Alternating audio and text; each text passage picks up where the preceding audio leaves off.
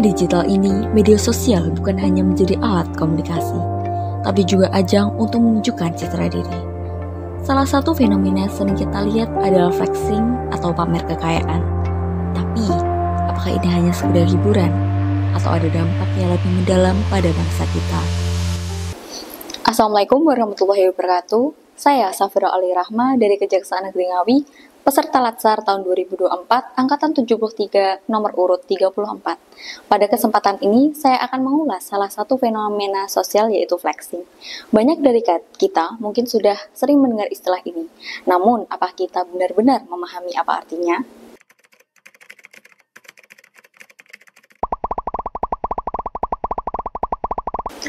Dampak pertama dari flexing adalah meningkatnya konsumerisme dan gaya hidup materialistis. Semakin banyak orang yang merasa bahwa kebahagiaan bisa dicapai hanya dengan memiliki barang-barang mahal, padahal ini justru mengikis nilai kesederhanaan yang menjadi bagian dari identitas bangsa kita. Dampak lainnya adalah terciptanya kesenjangan dan kecemburuan sosial saat melihat kemewahan yang dipamerkan orang lain. Banyak yang merasa minder atau tidak cukup. Ini bisa mengakibatkan perasaan rendah diri dan bahkan membuat orang berutang hanya untuk sekedar tampil. Tekanan terbesar akibat flexing sering dirasakan oleh anak muda. Banyak dari mereka yang jadi lebih mementingkan status sosial daripada prestasi ataupun karya. Akibatnya, identitas mereka terjebak pada hal-hal material, bukan pada nilai yang sebenarnya. Flexing juga bisa melemahkan semangat nasionalisme. Banyak yang lebih bangga memakai produk branded impor daripada produk lokal. Produk lokal juga tidak kalah berkualitas. Jika kebanggaan ini terus hilang, kita mungkin kehilangan identitas kita sebagai bangsa.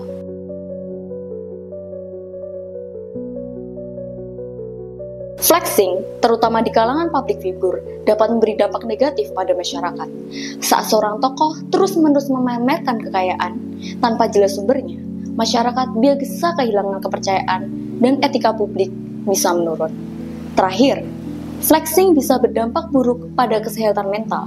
Paparan berlebihan terhadap konten flexing dapat membuat kita merasa tidak cukup, cemas, dan bahkan depresi. Kita jadi terus membandingkan diri kita dengan orang lain, yang pada akhirnya membuat kita merasa rendah diri.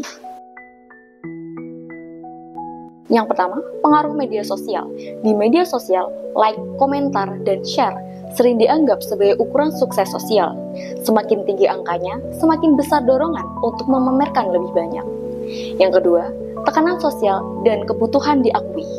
Fenomena FOMO atau fear of missing out membuat orang merasa harus ikut-ikutan di media sosial agar diakui dan tidak ketinggalan. Yang ketiga, budaya konsumerisme dan materialisme. Di zaman modern, barang mewah dianggap sebagai simbol status, terutama karena dorongan dari influencer dan iklan yang terus mempromosikan gaya hidup glamor. Yang keempat, kebutuhan membangun identitas diri.